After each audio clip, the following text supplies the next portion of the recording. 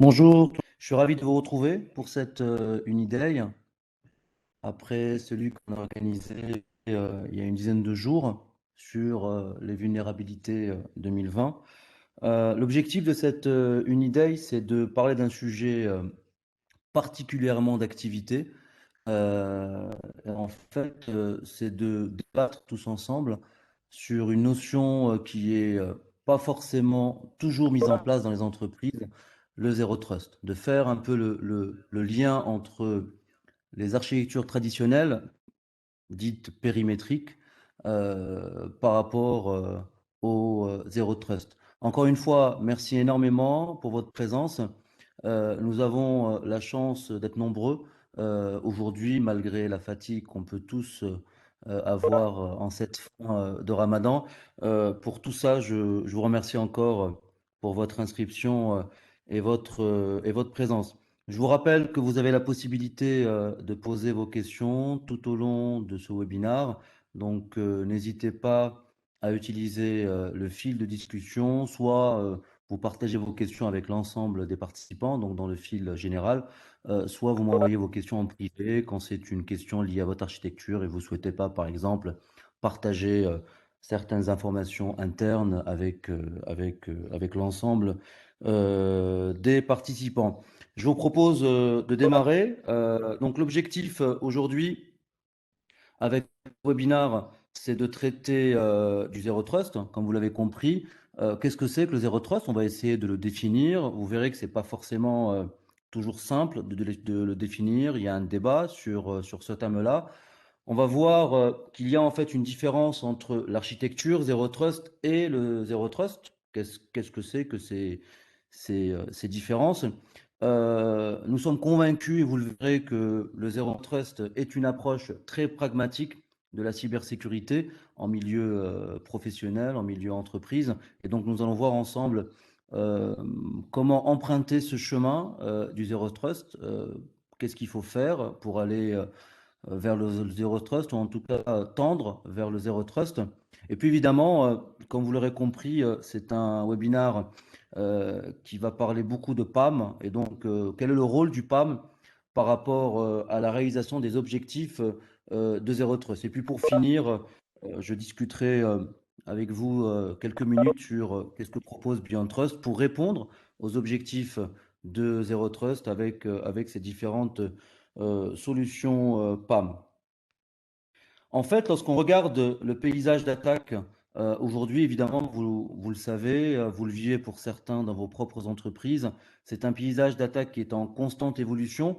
Il n'y a pas un jour qui passe sans que l'actualité nous le rappelle, que ce soit sur des attaques un peu plus avancées, les problématiques de patch management, les problématiques de malware, les problématiques de phishing. C'est une grande question aujourd'hui, le phishing. On sait et vous le vivez probablement dans vos propres entreprises, combien d'utilisateurs dans vos propres entreprises reçoivent quotidiennement des tentatives de phishing. C'est un mal qu'il faut prendre au sérieux. Les attaques DDoS, il y a eu récemment, vous le verrez dans le slide d'après, une attaque DDoS massive. Les problématiques de botnet, qui est une vraie question. Nous avons beaucoup d'entreprises qui ne le savent pas, mais qui sont victimes de botnet, qui voient en fait leur réseau devenir membre d'un réseau beaucoup plus important de botnet. Donc, leur réseau qui est pris sous contrôle d'un groupe cybercriminel. Donc, ça, c'est un fait, c'est une réalité. Il faut la prendre en compte. Ce qui est très important d'avoir en tête, c'est que malgré cette évolution, malgré les mesures techniques qu'on peut mettre en place, malgré les process que vous avez mis en place, malgré les process que les entreprises mettent en place, l'évolution reste exponentielle. En un an, 6 milliards de malware qui ont été créés.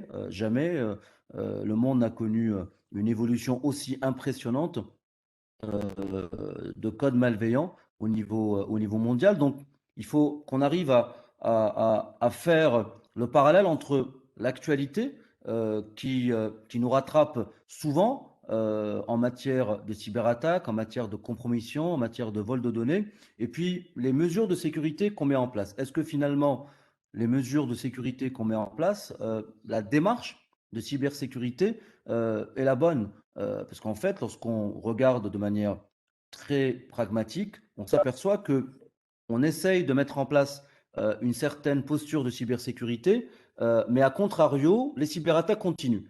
On met en place un certain nombre de mesures de sécurité, mais en parallèle, nous sommes toujours victimes de cyberattaques.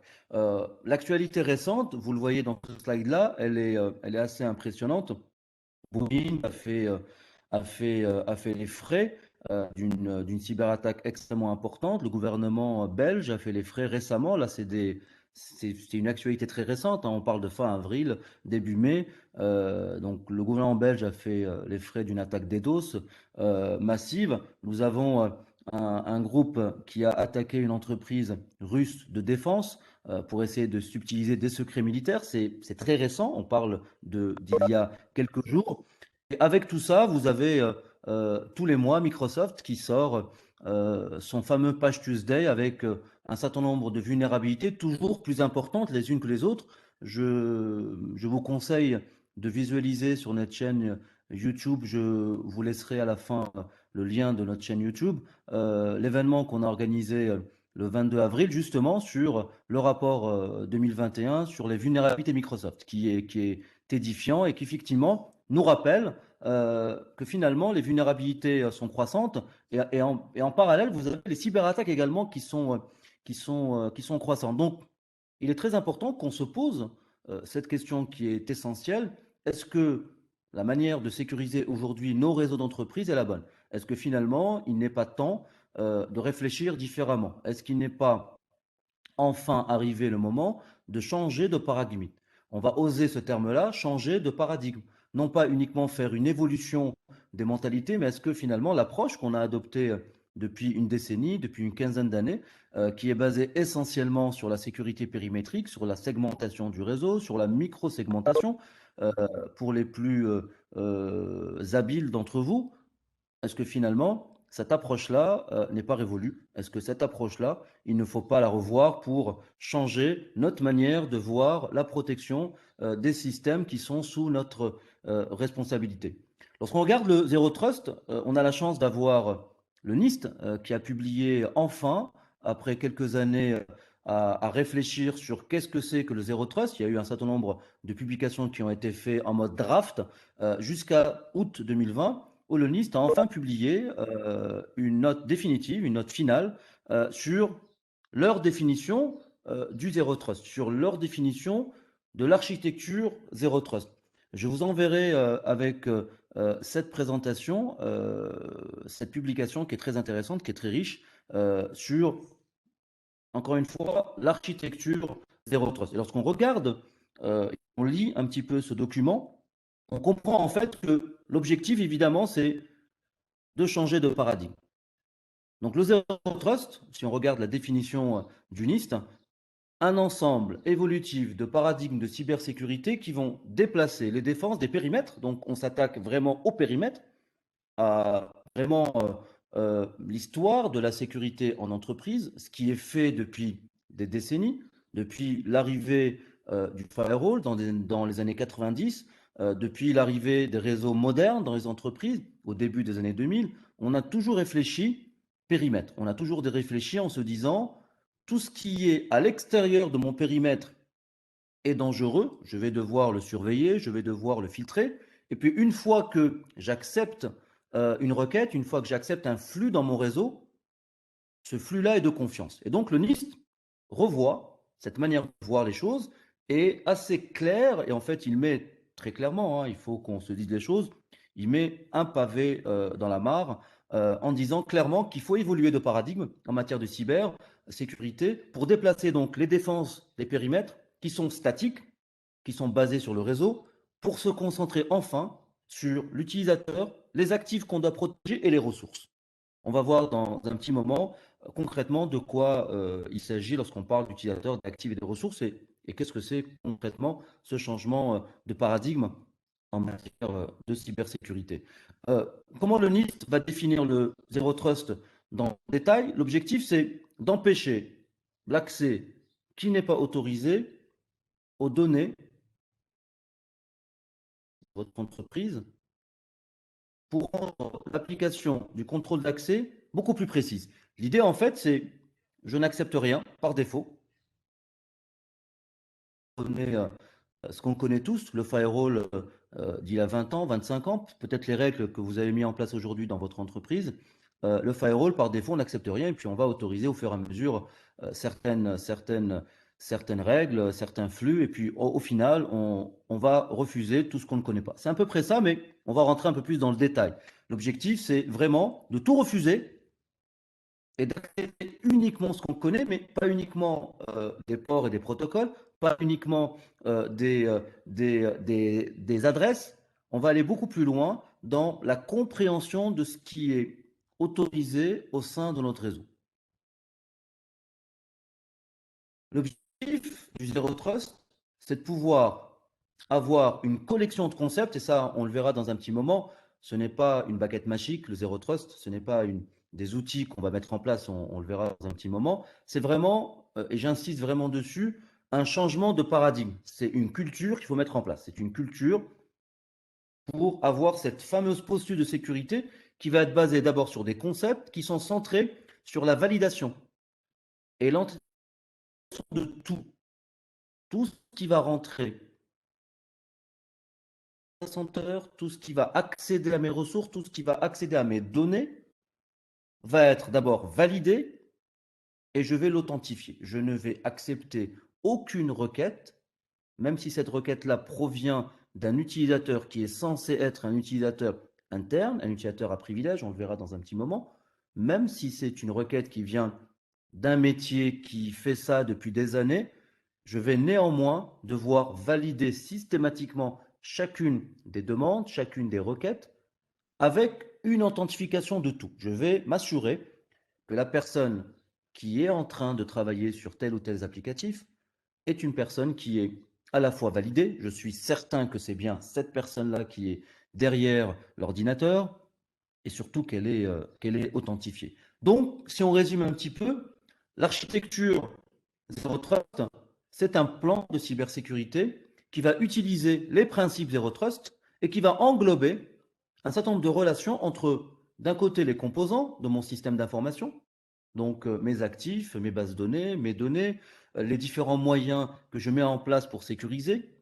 Je vais également pouvoir planifier tout ce flux de travail, donc à partir de mon utilisateur, qu'il soit interne ou externe, on le verra dans un petit moment également, et puis je vais associer tout ça avec une politique d'accès, qui va être évidemment la plus rigide et la plus fine possible, avec un objectif qui est majeur, la sécurité d'un côté, mais également la productivité d'un autre côté. Il ne faut pas oublier que l'objectif de sécuriser, c'est de pouvoir permettre à mon business, de permettre à mon entreprise d'être à tout moment résiliente. Résiliente par rapport à quoi? Par rapport à son activité, qu'elle puisse continuer néanmoins son activité. Il est hors de question, on le verra également dans un petit moment, que nous mettons en place un certain nombre de mécanismes Zero Trust qui vont bloquer la continuité de l'entreprise, qui vont bloquer les métiers en matière de collaboration, en matière de travail, etc. Donc l'objectif, ce n'est pas du tout ça. L'objectif vraiment, c'est d'un côté sécuriser différemment, changer de paradigme, tout en associant ce changement de paradigme à une productivité plus importante. Le passage au Zero Trust, c'est une question qui revient énormément. Comment je fais concrètement? Comment je mets ça en place? Est-ce qu'il y a des outils qui existent? Est-ce que il y a un outil qui fait tout? Évidemment non. Il n'y a pas d'outil qui va permettre de faire du Zero Trust pour l'ensemble de votre activité. En fait, comme je l'expliquais, c'est un ensemble de principes euh, qui sont à la fois pertinents à mettre en place, mais si on regarde à ce qui se fait aujourd'hui, l'idée c'est vraiment de se dire que les technologies ont évolué, les processus ont évolué. On parle depuis une dizaine d'années de cloud, même si on se refuse encore pour une grande partie d'entreprises en Algérie à voir cette réalité du cloud. Beaucoup d'entreprises, néanmoins, commencent à y réfléchir. Certaines ont passé le cap, d'autres l'ont fait sans forcément se poser toutes les bonnes questions en matière de sécurité, en matière de confidentialité, en matière d'intégrité de mes données. Nous avons de plus en plus d'acteurs algériens qui sont en train de mettre en place un certain nombre de data centers locaux pour pouvoir poussée du cloud algérien. Donc tout ça nous amène en fait à vraiment se poser les bonnes questions en matière de pertinence, encore une fois, aujourd'hui. L'idée en fait, lorsqu'on fait ce passage vers le cloud, c'est de se dire, d'un côté j'ai le cloud, de l'autre côté, or j'y vais ou j'y vais pas. Bon, mon sentiment c'est que nous sommes tous, malgré nous, ou avec notre consentement dans le cloud. Il suffit de voir les outils qui sont utilisés au quotidien par nos utilisateurs, quelquefois par les directions informatiques. Et finalement, soit on se cache un petit peu et on se voit la vérité, soit on l'affronte cette vérité et on essaie de mettre en place des mécanismes pour mieux utiliser le cloud en matière de sécurité. Il n'y a qu'à voir la messagerie, certains outils de collaboration, certains outils qui nous ont été imposés par la force des choses, par le Covid en particulier. Je vais malgré moi utiliser dans beaucoup de cas de figure le cloud, les différents outils de collaboration comme Teams, comme Webex, comme Zoom. Aujourd'hui, ce sont des outils qui sont évidemment énormément démocratisés dans nos différentes entreprises et pourtant, c'est des outils qui sont basés sur le cloud et c'est des outils qui vont permettre, au-delà de faire un certain nombre de collaborations type visio, etc., qui vont permettre de partager de la donnée. Et souvent, la donnée qu'on va partager n'est pas forcément une donnée qui est publique. Donc, on utilise, qu'on le veuille ou non, qu'on y consent ou non, le cloud. Avec le cloud, évidemment, la virtualisation est utilisée, le DevOps, la manière de développer différemment en matière de sécurité. Et puis, il y a la partie IoT qu'il ne faut pas mettre de côté. Tout ça, en fait, et vous l'avez compris depuis le début de cette présentation, ont brouillé les différents principes que nous avons en matière de sécurité, en particulier lorsqu'on parle du pare-feu traditionnel et du périmètre zoné du réseau. Quel que soit le périmètre qui est défini, quelle que soit la manière dont vous allez définir votre périmètre. Est-ce que mon data center est totalement confiné? Est-ce que mon data center il est segmenté? Est-ce que mes serveurs entre eux sont segmentés? On avait publié il y a quelques mois un document justement sur la microsegmentation des basé justement sur ce principe de zéro trust, mais ça ne suffit pas. L'idée, c'est pas de se dire, je vais faire de la micro-segmentation au niveau de mon data center, et puis c'est la baguette magique, c'est du zéro trust. Ça en fait partie, c'est le chemin pour emprunter le zéro trust, mais ça ne suffit pas. Ça ne suffit pas parce que tout simplement, nous vivons une réalité, chaque être humain dans la planète vit une réalité depuis 1 an et demi, le Covid. Le Covid-19, ou la Covid-19 pour être plus juste, a nécessité un passage sismique au travail à distance. Encore une fois, avec notre consentement ou sans notre consentement, en tant que DSI, en tant que direction générale, nous avons fait le pas pour permettre au plus grand nombre d'utilisateurs, pour permettre la résilience de l'entreprise face à cette pandémie, permettre de faire du télétravail, du travail à distance. Ça, évidemment, ça a accéléré la disparition du périmètre traditionnel. Nous avions l'habitude d'avoir, encore une fois, un périmètre standard, mon système d'information dans mes locaux. Et éventuellement, j'avais certains sites distants qui étaient statiques, donc je les sécurisais avec des moyens traditionnels. J'avais éventuellement quelques utilisateurs, souvent des utilisateurs informatiques, quelquefois des prestataires qui étaient à l'extérieur de mon système d'information et qui s'y connectaient. Donc j'arrivais à mettre en place quelques moyens de sécurité, mais depuis 1 an et demi, les choses ont été bouleversées avec cette Covid, où effectivement, on n'était plus en train de s'intéresser exclusivement à des utilisateurs qui étaient avertis, l'IT, certains prestataires, l'ensemble des utilisateurs ont vocation aujourd'hui à faire du télétravail et ça a explosé le périmètre traditionnel et conduit donc à une concentration plus précise, plus accrue sur le zéro trust. Comment faire pour qu'un utilisateur qui est à la maison, qui lance son VPN, arrive sur son application, comment faire pour avoir la certitude que ce n'est pas un hacker? Avoir la certitude que celui qui vient de se connecter n'est pas un hacker. Et pourtant, l'utilisateur s'est authentifié, pourtant l'utilisateur a montré patte blanche, et pourtant, ça peut être un hacker qui a pris le contrôle du poste de travail, qui a usurpé les crédentiels d'utilisateur et qui a lancé le VPN. Et le VPN, vous le savez tous, c'est un moyen de rendre un ordinateur distant, externe système d'information à un ordinateur appartenant à mon réseau local. Lorsque vous lancez un VPN client, vos outils internes qui vont permettre au VPN de s'activer sont des outils qui vont naturellement amener le poste de travail à avoir une adresse IP qui est sur une plage qui correspond à une plage liée au segment auquel il aura accès. Ce VPN-là va évidemment encrypter un certain nombre de données entre l'utilisateur, entre le poste de travail et le réseau de destination, mais il va s'arrêter là. Tout ce qui va passer à travers ce VPN, tout ce qui va passer à travers ce tuyau chiffré, vont être des informations que vous n'aurez soit pas du tout, soit beaucoup de mal à identifier.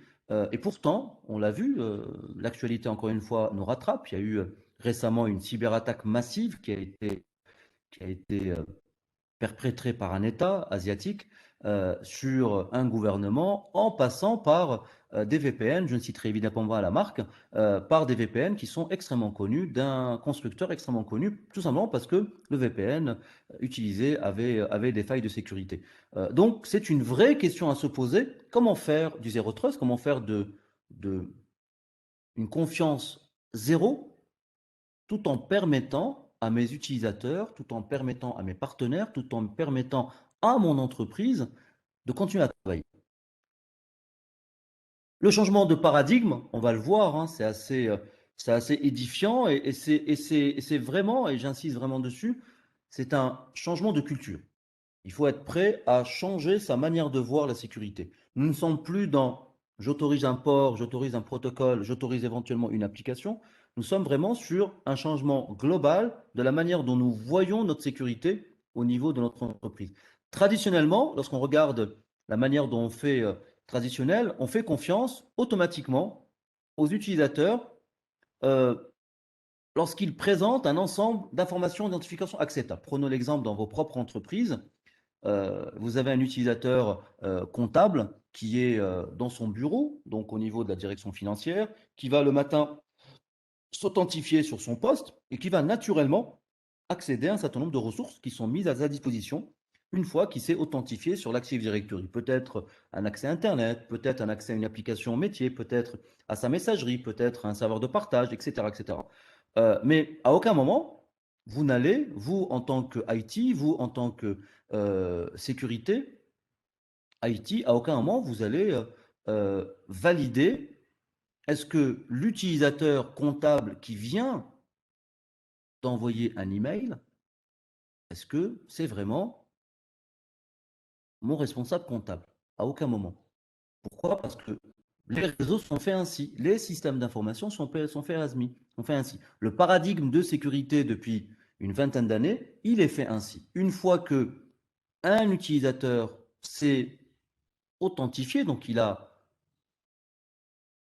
transmis un certain nombre d'informations d'identification qui sont acceptables, on parle bien acceptables, c'est-à-dire que les moyens d'authentification ou les moyens d'identification ont été validés, l'utilisateur se balade sur un certain nombre de ressources auxquelles il a accès. Évidemment, les attaquants n'ont compris, j'emploie souvent le terme euh, share Google ou check Google, les attaquants sont pas plus intelligents ou plus bêtes que nous.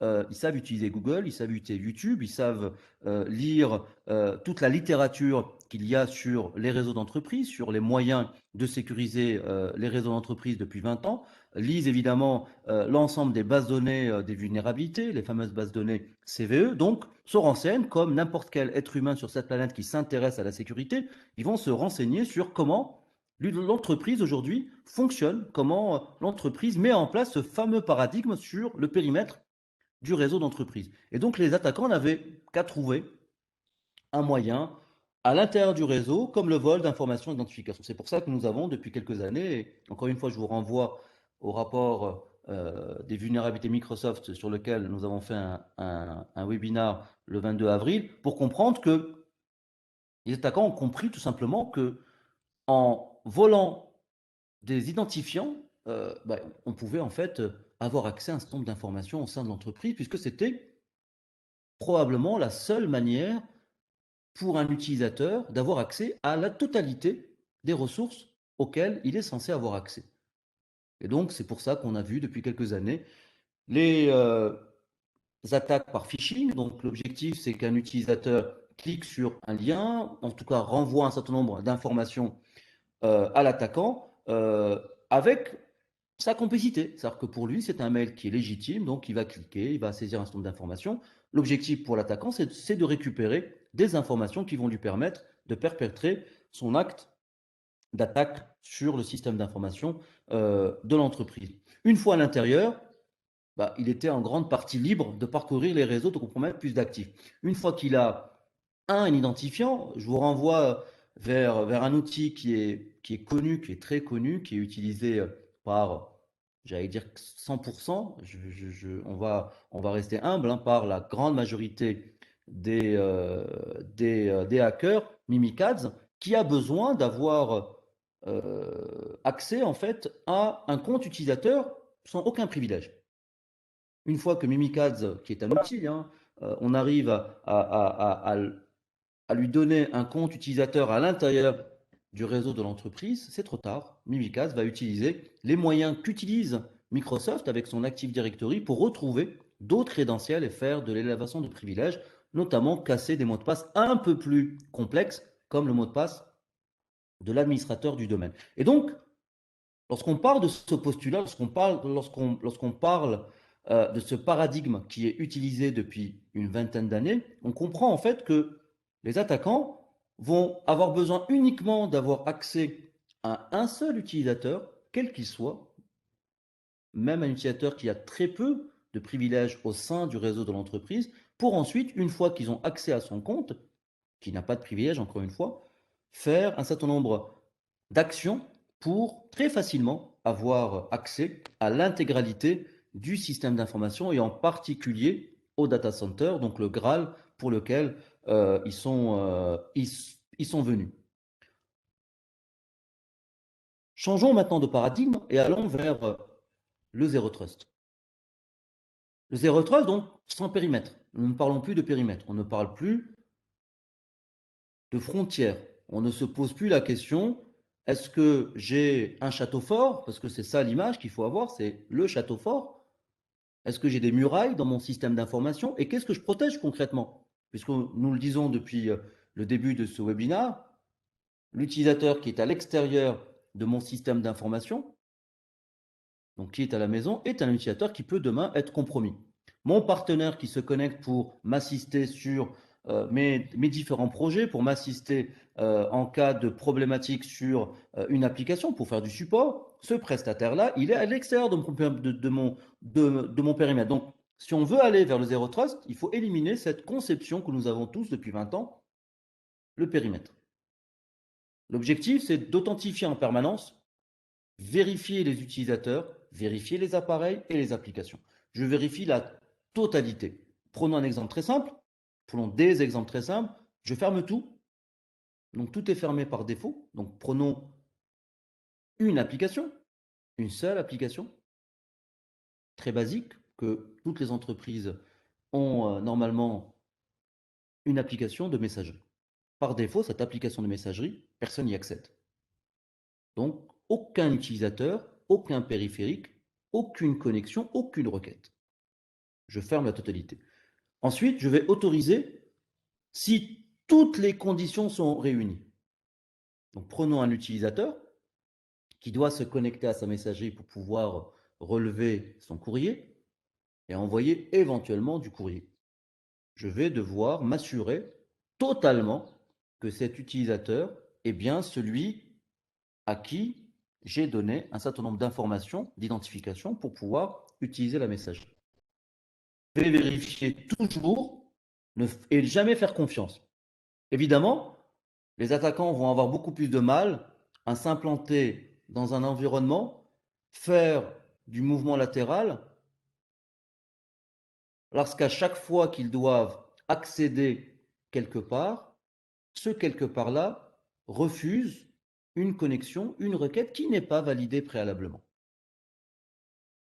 Évidemment, vous l'avez compris, l'objectif c'est de parler de privilèges, beaucoup de privilèges, et donc les concepts tels que retirer les privilèges, ou en tout cas aller vers le moins de privilèges, l'authentification permanente, la micro-segmentation, vont refléter les nouvelles réalités d'un environnement informatique qui est à la fois en évolution, mais également qui devienne en fait la nouvelle norme. C'est vraiment ça qu'il faut qu'on arrive à se dire aujourd'hui. L'objectif, c'est d'aller vers une nouvelle norme. C'est l'objectif, c'est d'aller vers une manière de voir les choses différemment. C'est de changer de paradigme.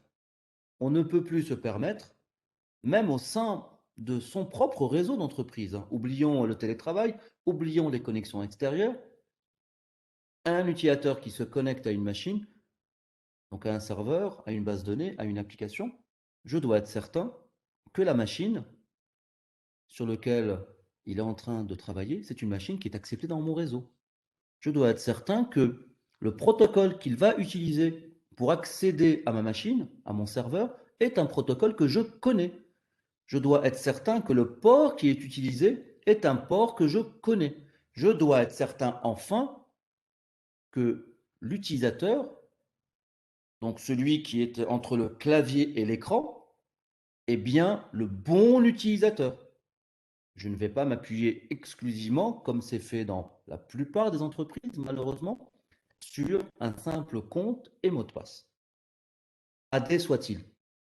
Je vais rajouter une autre manière d'authentifier l'utilisateur. Quelque chose qui va durer très peu de temps et que seul l'utilisateur connaît ou seul l'utilisateur détient.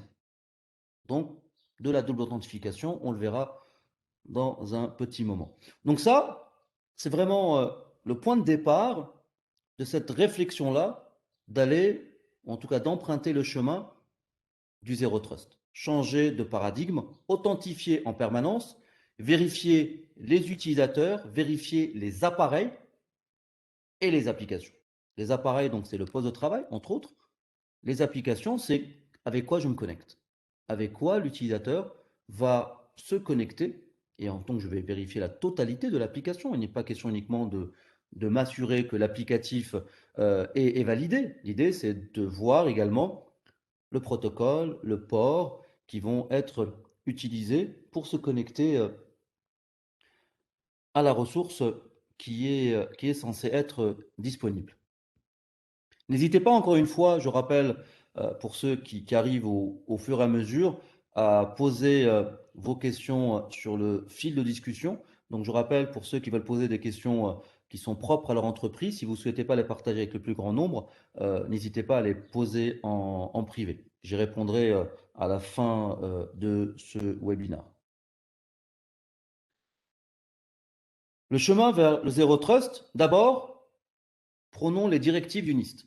Donc je vous enverrai avec la présentation, ou plutôt avec la vidéo de la présentation, la vidéo de cette Uniday, euh, la publication du NIST qui décrit pour une fois, c'est vraiment une très grande nouvelle, une très bonne nouvelle pour l'industrie de la cybersécurité, d'avoir un organisme comme le NIST qui clarifie les choses en matière de concept zéro trust. Donc, prenons déjà le NIST.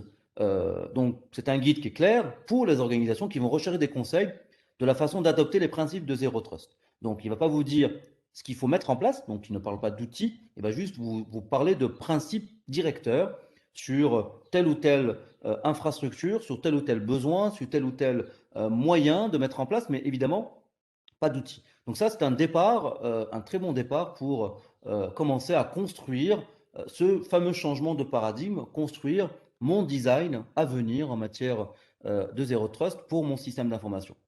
De plus en plus d'organisations ont commencé à adopter ce cadre de Zero Trust et vont l'intégrer à leur stratégie de cybersécurité. On le voit vraiment, hein, on le voit depuis quelques années et on voit que ça s'accélère encore une fois parce que le périmètre a explosé, parce que les entreprises ont compris que le périmètre tel qu'on le voit depuis 20 ans est quelque chose qui est totalement obsolète. Encore une fois, nous avons encore des entreprises qui pensent que le périmètre est une manière de sécuriser le système d'information. Et donc, souvent, ils le comprennent à leurs dépens. Ils le comprennent une fois qu'ils ont été cyberattaqués, que finalement, toutes les barrières de sécurité qui sont mises en place pour maîtriser leur posture de sécurité et étaient des barrières qui étaient peut-être extrêmement puissantes en matière de sécurité, mais finalement qui ne répondaient pas à l'actualité d'aujourd'hui, la manière dont l'attaquant pénétrait les réseaux d'entreprise. Mettez, encore une fois, moi j'aime bien utiliser cette image-là. Prenez un aéroport, l'aéroport d'Alger. Il y a une trentaine d'années, voilà, l'aéroport a vécu un attentat pour les, euh, pour les moins jeunes ou les plus vieux, un attentat horrible. Qu'est-ce qui a été fait depuis? L'aéroport a été sécurisé. Qu'est-ce qui a été mis comme sécurité? En fait, on ne laisse rentrer que ce qu'on connaît. On ne laisse rentrer que le profil de personnes qui sont censées être dans un aéroport. Donc, on a vu que, effectivement, il y avait des portiques de sécurité un peu partout, à chacune des emplacements et en fonction du niveau de sécurité qu'on attendait jusqu'à la porte de l'avion, et on avait encore des moyens de sécurité. En fait, si on prend ce modèle de sécurité et qu'on l'applique au niveau du système d'information, on est en train de parler d'une défense en profondeur. Et en fait, il faut rapprocher le zéro trust de la défense en profondeur. Comment faire pour que je puisse mettre en place un certain nombre de barrières, souvent minimum 3 barrières, indépendantes les unes des autres. L'objectif, c'est que ma première barrière, lorsqu'elle s'écroule, lorsque l'attaquant a réussi à la bypasser, bah, il a une deuxième barrière qui est indépendante de la première.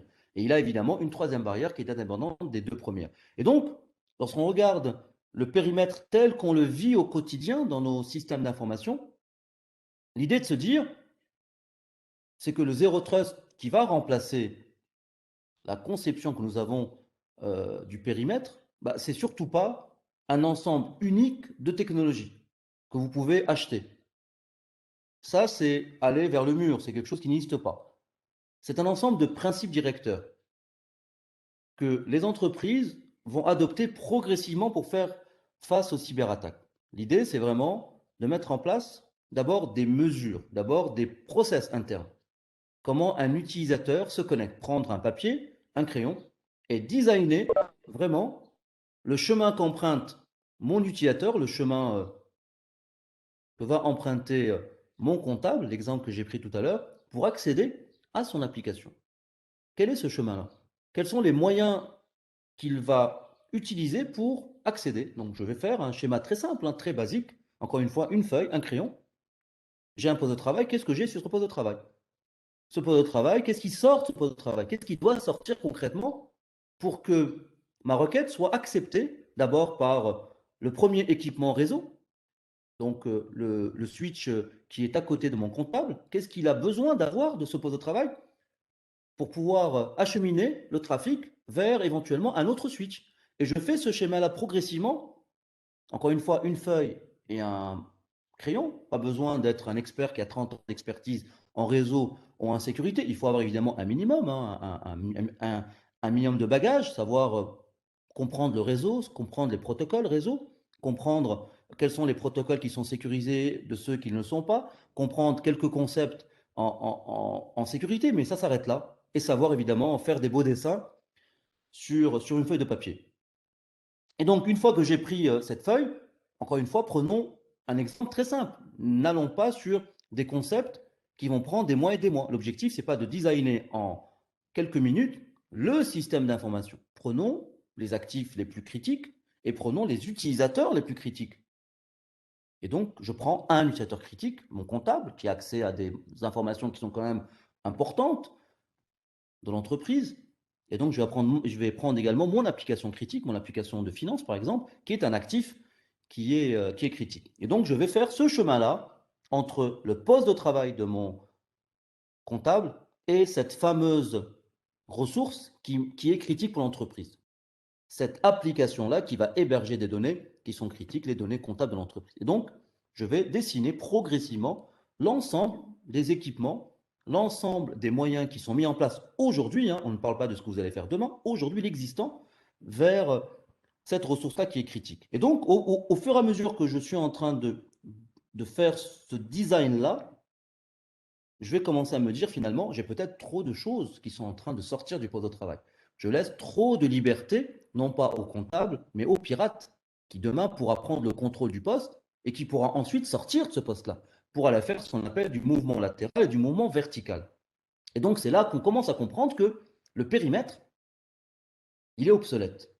Puisque si mon comptable est autorisé dans mon réseau d'entreprise, mon pirate, si demain il prend le contrôle du poste du comptable, il sera également autorisé dans mon réseau d'entreprise. C'est pour ça que tous les chiffres le montrent. On avait fait l'année dernière un certain nombre d'unidays sur le sujet, comment décortiquer une cyberattaque basée encore une fois sur des techniques connues et sur des entreprises algériennes. On n'a pas pris une cyberattaque qui a eu lieu aux États-Unis ou en Russie ou en Europe. On a pris des cyberattaques qui visaient des organisations ou des entreprises algériennes, on l'a décortiqué. En fait, on comprend que une fois que l'attaquant a pris le contrôle d'un ordinateur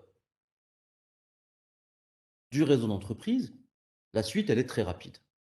Le plus compliqué pour un attaquant n'est pas de faire du mouvement latéral, n'est pas de faire du mouvement vertical. Le plus compliqué, c'est d'avoir cette tête de pont, d'avoir un ordinateur qui a accès au système d'information, qui a accès au réseau de l'entreprise. Une fois qu'il a réussi à faire ça, comme j'expliquais tout à l'heure, le plus difficile, et finalement, c'est d'avoir le bon utilisateur qui va cliquer là où il ne faut pas et qui va permettre à l'attaquant de prendre le contrôle du poste de travail. Mais une fois qu'il a pris le contrôle du poste de travail, c'est souvent trop tard et la rapidité est assez impressionnante entre la première victime et la suite. La suite, c'est l'accès au data center et donc le vol de données, éventuellement le chiffrement à travers des ransomware, etc. ou l'espionnage. On a évidemment, et vous êtes au courant de l'actualité depuis quelques années, où effectivement le nombre de jours moyens d'un attaquant résident dans un réseau varie entre 190 et 200 jours.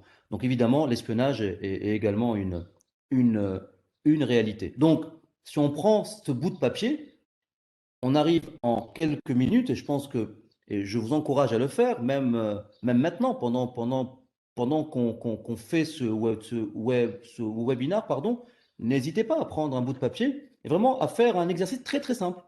Un poste de travail, le vôtre, prenez celui, le vôtre, vous êtes un informaticien, une équipe sécurité, prenez votre ordinateur, et essayez de comprendre, à partir de votre ordinateur, qu'est-ce que vous pouvez faire. Et vous serez surpris, j'espère choqué, par tous les accès que vous avez, sans faire d'effort, une fois que vous êtes authentifié, sans faire d'effort. Et donc, si votre ordinateur, demain, est pris d'assaut par un attaquant, imaginez le désastre qu'il pourra faire grâce ou à cause des privilèges que vous vous êtes autorisés. Donc, c'est un exercice qui est très simple et qui va nous montrer, qui va vous montrer que finalement, le zéro trust, c'est de dépoussiérer tout ça. C'est de se dire finalement, l'entreprise doit se sécuriser différemment compte tenu, encore une fois, de l'évolution, de la manière dont les cyberattaquants comprennent ce paradigme qui vit très bien depuis 20 ans, le périmètre. À mesure qu'un programme de sécurité mûrit, il est possible d'appliquer des contrôles plus stricts sur l'activité dans un environnement. Ça, c'est très important. L'idée de se dire, je suis dans une entreprise qui a mûri en matière de sécurité.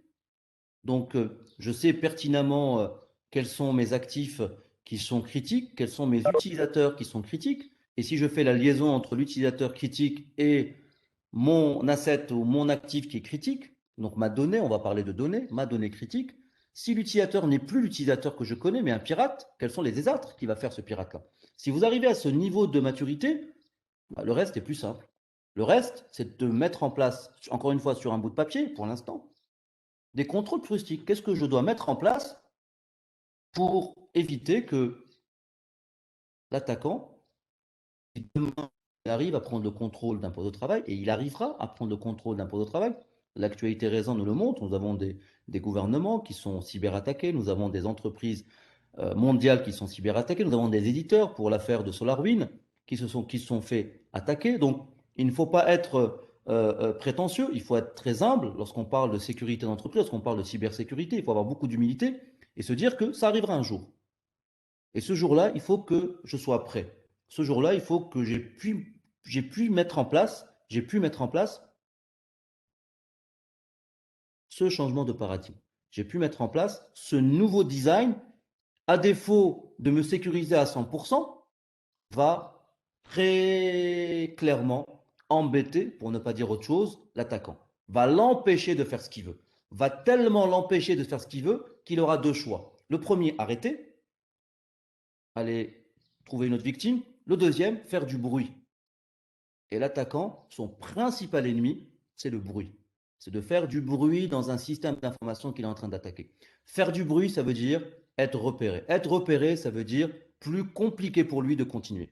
Et donc, l'idée, c'est vraiment d'aller vers la compréhension de ce que fait un attaquant dans un réseau. Quels sont les mécanismes qu'il utilise et qu'est-ce que je dois mettre en place comme moyen pour que ce zéro trust, qui est un concept qui peut être flou, j'espère un peu moins aujourd'hui, que ce concept puisse être efficace pour lutter contre cet attaquant. Vous l'avez compris, l'objectif de cette Uniday, c'est de parler de Zero Trust, bien sûr, mais de parler du rôle du PAM dans la lutte contre les cyberattaques et dans l'accomplissement, en tout cas dans le rapprochement vers ce chemin-là euh, qui est le Zero Trust.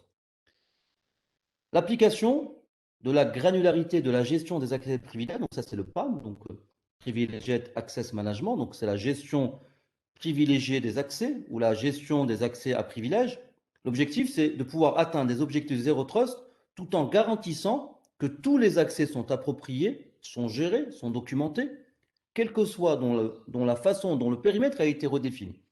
Quel que soit votre périmètre, que vous ayez un périmètre standard, vous n'avez aucune connexion vers l'extérieur. Prenons le cas de certaines entreprises dans le domaine bancaire, certaines entreprises dans le domaine de l'industrie, certaines entreprises dans le domaine de la sûreté, euh, certaines organisations dans le domaine de la sécurité vont avoir des réseaux qui sont totalement fermés. Mais ce n'est pas pour autant qu'il ne faut pas mettre en place une approche zéro trust. On l'a vu avec beaucoup d'organisations algériennes, étrangères.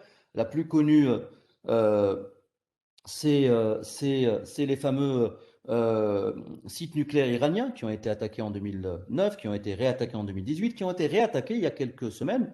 Et donc pourtant, un site nucléaire, vous l'avez compris, probablement en matière de sécurité, on est dans un niveau extrêmement élevé. Et pourtant, c'est des sites qui sont visés, c'est des sites qui, pour certains, sont attaqués et sont victimes de ces cyberattaques avec des arrêts, avec un certain nombre de catastrophes. Allez sur Google et regardez ce qui s'est passé il y a quelques semaines au niveau de l'Iran. Et donc, les réseaux fermés, c'est également une manière de se dire, si mon réseau est fermé et malgré ça, je peux subir des cyberattaques, alors qu'est-ce que c'est si mon réseau, il est ouvert? J'ai des accès Internet, j'ai des utilisateurs qui arrivent de l'extérieur, j'ai des partenaires. Bref, essayez de mettre encore une fois sur un bout de papier quelles sont toutes les menaces, en tout cas les menaces les plus connues ou les menaces que vous avez identifiées. Vous verrez que finalement, le périmètre, quelle que soit sa définition, il va falloir le sécuriser, il va falloir lui adopter cette approche-là du zéro trust. Le PAM va permettre d'apporter une réponse, pas forcément toutes les réponses, mais une réponse à cette définition-là du PAM, en tout cas à cette approche-là du zéro trust. Le PAM, vous l'avez compris, est un élément qui va être essentiel au succès du Zero Trust. On ne va pas tout faire, encore une fois, il ne faut pas non plus qu'on qu'on se dise les choses euh, pas de manière franche, hein. Le PAM va résoudre une partie du problème. Il y a d'autres problématiques en matière de sécurité qui vont être résolues par des process, par d'autres outils, etc. Les solutions PAM vont activer le Zero Trust en permettant un contrôle granulaire des privilèges pour appliquer un accès approprié. L'idée de se dire, je reprends l'utilisateur comptable qui se connecte à son application comptable. Donc l'idée, en fait, c'est de m'assurer que le comptable a accès exclusivement à cette application et à rien d'autre. À partir de son ordinateur, si son ordinateur il a été pris d'assaut par un attaquant, parce que c'est ça qui nous intéresse encore une fois, si le comptable on était certain que c'était le comptable qui se connectait tout le temps, on ne se poserait pas ce type de questions et ce webinaire n'aurait pas lieu d'être. L'idée de se dire qui se cache ou qui se cacherait demain derrière le comptable. Donc le comptable se connecte à son application, donc le PAM va permettre d'avoir ce fameux contrôle granulaire des privilèges. je vais autoriser mon comptable à faire strictement ce que j'ai validé sur telle application et rien d'autre. Et ce comptable, on va le voir dans un petit moment, bah finalement, avec ses moyens d'authentification classiques, il va rien pouvoir faire. Il va devoir s'authentifier avec autre chose pour pouvoir rentrer. L'attaquant, si demain il subtilise les crédentials du comptable à travers du phishing, bah, il aura beaucoup de mal pour connecter à cette application puisqu'il lui manquera un élément. Il lui manquera un téléphone portable, il lui manquera éventuellement un SMS, il lui manquera éventuellement une application. En tout cas, il lui manquera un autre moyen d'authentification qui, en plus, a une durée de vie très courte et est utilisable de manière unique. Donc là, on est en train, encore une fois, de limiter de manière drastique les moyens de l'attaquant de pouvoir atteindre sa cible. En fonction des objectifs, une variété de capacités PAM sont disponibles pour activer le Zero Trust pour les applications locales tout au long de l'accès à distance. Donc l'accès à distance, encore une fois, et ça on l'a vu dans un certain nombre de webinaires qu'on a organisés, il ne faut pas se tromper, l'accès à distance, on ne parle pas exclusivement de l'accès à distance de la maison du partenaire qui se connecte de l'extérieur, on parle de l'accès à distance à partir du moment où votre comptable est dans son bureau et qu'il accède à son application qui est dans votre data center, c'est un accès distant. C'est exactement la même chose. C'est un accident. Donc, on est censé le sécuriser de la même manière.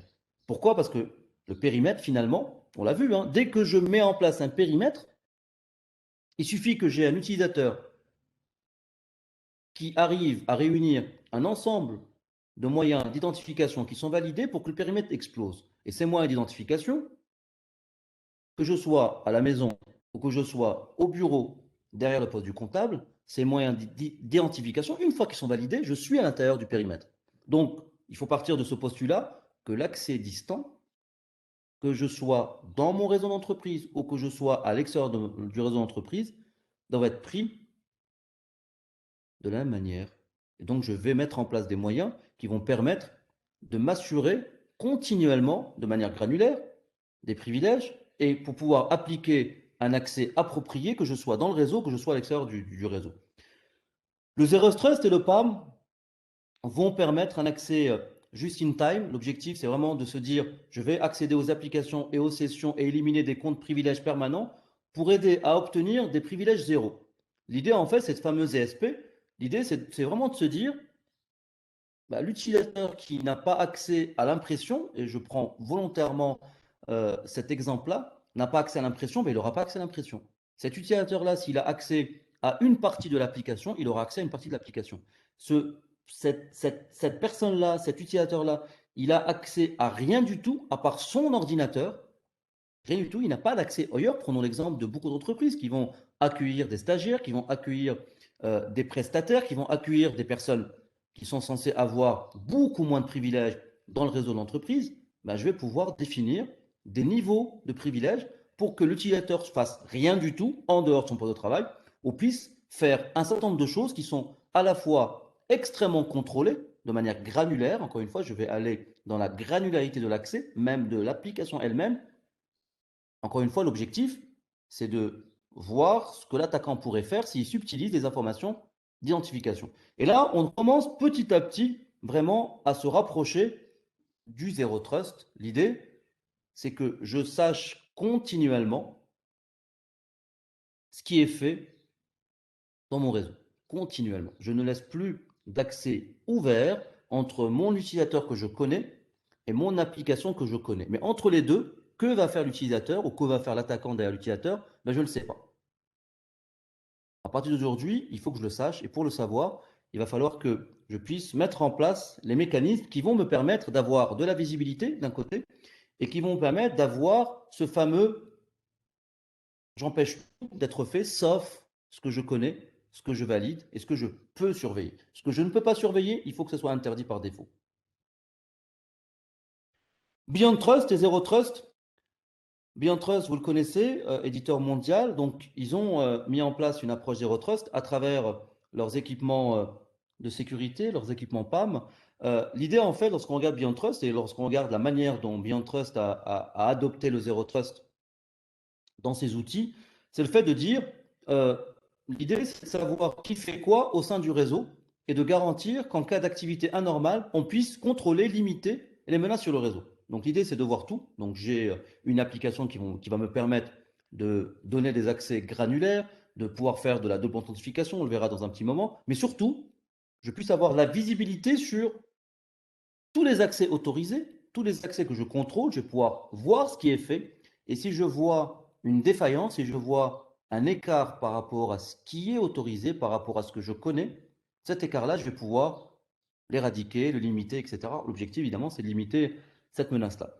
L'approche de la gestion universelle des privilèges Beyond Trust va prendre en charge une mise en œuvre qui va être intelligente, qui va être très opérationnelle, hein, très pratique, du modèle de sécurité zéro trust du NIST. Donc, ils ont intégré ce modèle du NIST sans perturber les processus métiers. J'en parlais tout à l'heure sur cette partie-là. L'idée, en fait, c'est évidemment pas de limiter la productivité de l'entreprise. Plus on met des barrières, plus évidemment ça va être compliqué que l'utilisateur puisse travailler de manière aisante. Alors l'objectif de Beyond Trust, c'est le contraire, c'est vraiment de mettre en place de la sécurité, de se rapprocher du modèle du NIST en matière de zéro trust sans perturber les processus métiers, en appliquant ces processus métiers. L'utilisateur a besoin d'accéder à son application, il est évident qu'on va lui laisser adresser son application. Par contre, on ne va pas lui laisser faire tout et n'importe quoi. Il va accéder à son application pour faire ce qu'il est censé faire, saisir de l'information, consulter de l'information, imprimer éventuellement,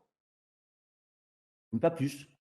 Tout ce qui est autour de ça va être interdit pour empêcher que l'attaquant puisse utiliser les moyens qu'il a pour trouver des vulnérabilités, accéder, etc. etc.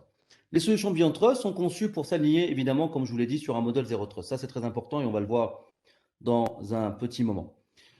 Beyond Trust, 3 solutions core, 3 solutions importantes, 3 solutions principales. La première, privilégiée de Password Management, qui va pouvoir faire de la découverte, de la gestion, de l'audit des comptes à privilèges et des sessions de n'importe quel type. On le verra dans un petit moment. Endpoint Privilege Management, qui est un nouveau concept, bon, qui existe depuis quelques années, mais qui est vraiment innovateur dans le domaine de la gestion des privilèges. L'idée, c'est de pouvoir gérer les privilèges excessifs des utilisateurs sur les postes de travail, que ce soit des postes de travail Mac, Windows, Unix, Linux, ou les équipements réseau. L'idée, en fait, c'est de se dire, lorsque un utilisateur accède à une ressource, un poste de travail, donc il est sur poste de travail, et qu'il a besoin d'avoir des privilèges assez particuliers pour lancer son application. Je vais pouvoir lancer l'application, je vais pouvoir faire que l'application fasse ce qu'elle est censée faire avec le compte à privilège, mais je vais limiter le compte à privilège pour d'autres choses. Lorsque je me connecte sur un ordinateur avec un compte admin, le compte admin fait tout sur le poste de travail. Alors que peut-être je me suis connecté sur le poste de travail uniquement pour redémarrer un service, uniquement pour installer une application. Donc, je vais, et vous l'avez compris, je vais faire le lien entre l'utilisateur, donc c'est quoi son rôle l'utilisateur, le compte qu'il est censé utiliser et la tâche qu'il est censé exécuter sur le poste de travail. Même s'il a besoin d'un compte à privilège important pour exécuter une tâche, je vais limiter ce compte à cette tâche-là. Essayez de réfléchir si c'est l'attaquant qui prend le contrôle du poste. Avec une solution qui va limiter les privilèges, l'attaquant ne pourra pas faire autre chose que ce que le compte est autorisé à faire sur le poste de travail. Donc on va réduire considérablement la surface d'exposition à l'attaquant. Je vais donc avoir une posture de sécurité qui va être beaucoup plus pertinente compte tenu des privilèges que pourrait me donner un compte admin du domaine ou un compte admin local. Enfin, et c'est l'outil phare de chez Beyond Trust, c'est l'outil vraiment qui a fait des miracles depuis 1 an et demi chez beaucoup d'entreprises au niveau mondial, mais en particulier en Algérie, c'est la partie Secure Remote Access ou plus communément PRA, Password Privilège pardon, Remote Access. En fait, l'idée, c'est quoi? C'est de pouvoir sécuriser, manager, auditer tous les accès à privilèges, que ce soit en remote, donc de l'extérieur de l'entreprise, mais également à l'intérieur de l'entreprise, avec une population qui est assez évidente. Les partenaires, donc les prestataires qui se connectent dans vos réseaux d'entreprise pour faire du travail de maintenance, pour faire de la formation éventuellement, mais également les équipes IT et les services de support. Lorsqu'on voit l'actualité, on remarque que Les attaquants, depuis quelques années, s'intéressent énormément au DSI. La raison, elle est très simple. Je vais m'intéresser à l'informaticien qui, lui, a déjà les clés du coffre-fort. Je n'ai pas besoin d'accéder à un utilisateur qui, lui, ça va me nécessiter un peu plus de travail pour pouvoir accéder aux ressources de l'entreprise, au data center. Alors que le poste de travail de l'administrateur, le poste de travail d'une personne de la DSI, naturellement, il devrait avoir un accès direct, en tout cas le poste de travail au niveau connectique réseau, il devrait avoir un accès direct vers le data center. Et en plus, il y a des chances que je trouve sur son ordinateur un certain nombre d'informations intéressantes, comme une cartographie réseau, comme éventuellement une liste de mots de passe, etc., etc. Et donc, on le voit depuis quelques années, il y a cette appétence de l'attaquant vers les DSI. C'est pour ça que depuis quelques années, le Gartner sort en numéro un des projets de cybersécurité au niveau mondial, et ce que déclarent les DSI au niveau mondial, que le PAM est vraiment ce qui est prioritaire en matière de projets de cybersécurité. On le comprend aujourd'hui, hein, que l'approche Zero Trust n'est pas possible sans mise en place d'un PAM. L'approche Zero Trust, c'est, comme j'expliquais tout à l'heure, un certain nombre de lignes directrices, un certain nombre de mécanismes à mettre en place, un changement de paradigme, mais le PAM est un fondamental, n'est pas le seul, mais est un fondamental de la démarche Zero Trust. Donc, si on détaille un petit peu les trois briques que je vous ai citées, donc le premier, comme je l'expliquais, l'idée c'est de pouvoir atteindre le Zero Trust par quoi? Par l'implémentation de contrôles d'accès qui vont protéger toutes les informations d'identification. Et donc, je vais pouvoir mettre en place une protection tout en permettant d'accéder aux actifs les plus critiques, aux utilisateurs évidemment qui sont validés. Je vais pouvoir également examiner et approuver les demandes d'accès en fonction du contexte. Prenons un exemple. Vous avez un utilisateur qui n'a pas l'habitude d'accéder à telle machine. Un collègue qui n'a pas l'habitude d'accéder à telle machine. Par défaut, il n'a pas accès à la machine. Par défaut, il n'a pas accès. Donc, son poste de travail n'a pas la connectivité nécessaire pour se connecter. Il ne peut pas voir la machine. Il ne peut pas lui adresser de requêtes. Il ne peut même pas faire un ping sur cette machine-là. Donc, il va utiliser en fait un workflow et donc il va faire une demande d'accès. Donc, ça va arriver chez une personne habilitée au niveau de l'équipe sécurité ou bien au niveau de l'équipe informatique. Et donc, on va valider sa demande et éventuellement l'approuver pour qu'il puisse accéder à cette ressource, à cette application et faire son travail. On va évidemment utiliser l'authentification multifacteur qui est fondamentale. Je pense que vous devez recevoir un certain nombre d'invitations à des séminaires par la quasi-totalité de vos partenaires, des éditeurs, sur cette utilisation de la MFA, cette utilisation de l'authentification multifacteur qui est nécessaire. Vos propres comptes personnels, Google, éventuellement Facebook, etc., plébiscitent pour la mise en place d'une autre manière d'authentifier, de vous authentifier. C'est vraiment une réalité d'aller vers la double authentification minimum. Alors on parle de MFA, multifacteur authentification, mais au minimum deux manières de s'authentifier. Le compte que vous utilisez au quotidien et une autre manière, donc quelque chose qui m'appartient, un OTP, recevoir un OTP sur son téléphone, sur une application éventuellement, qui elle va encore une fois empêcher, si elle n'est pas connue par l'utilisateur, de se connecter à la ressource. Donc il faut se mettre, encore une fois, euh, en parallèle ce que va pouvoir faire le pirate s'il n'a pas cette information-là. En fait, pas grand-chose. On va sécuriser l'environnement d'administration pour empêcher l'accès direct aux actifs critiques. L'accès ne doit pas être accordé que via une console d'administration privilégiée et verrouillée. Ça, c'est très important. C'est vraiment très important. L'idée, c'est de se dire, si le pirate a accès facilement à mon data center, une fois qu'il a pris le contrôle d'un ordinateur au sein de mon système d'information, finalement, toutes mes solutions de sécurité que j'ai mis en place, je n'ai plus qu'à les jeter à la poubelle, je n'ai plus qu'à les jeter par la fenêtre. Pourquoi? Parce qu'encore une fois, l'attaquant sait comment les entreprises se sécurisent, connaît les vulnérabilités, il se documente comme vous et moi. Donc il va trouver la faille, il va trouver la faille pour entrer. Il va trouver la faille que vous n'avez pas patchée, il va trouver la vulnérabilité que vous n'avez pas encore identifiée, alors que peut-être elle existe déjà, elle a déjà été publiée par tel ou tel éditeur. Et donc, il va falloir utiliser une autre manière de voir les choses. La vulnérabilité, je vous ai dit, hein, on a fait un événement le 22 avril, je vous renvoie vers Uniday, mais la vulnérabilité est une chose évidemment qui est importante à connaître, à patcher, mais on sait très bien que le patch n'est pas une priorité pour une DSI, tout simplement parce que il faut le tester. On ne peut pas patcher ad vitam aeternam en un temps record des vulnérabilités qu'on n'a pas testées, qui ne sont peut-être pas identifiées comme étant des vulnérabilités qui concernent votre entreprise. Il y a des vulnérabilités qui sortent tous les jours. Euh, le patch USA de Microsoft du mois d'avril, c'est 114 vulnérabilités. Et donc, 114 vulnérabilités, il faut voir, est-ce que ça concerne votre système d'information? Est-ce que ça concerne vos équipements? Est-ce que ça concerne vos équipements actifs? Est-ce que ça concerne vos équipements passifs? Est-ce que ça concerne vos serveurs? Est-ce que ça vous concerne tout simplement? Et donc, ça, c'est un temps que vous allez devoir utiliser pour aller vers le patch.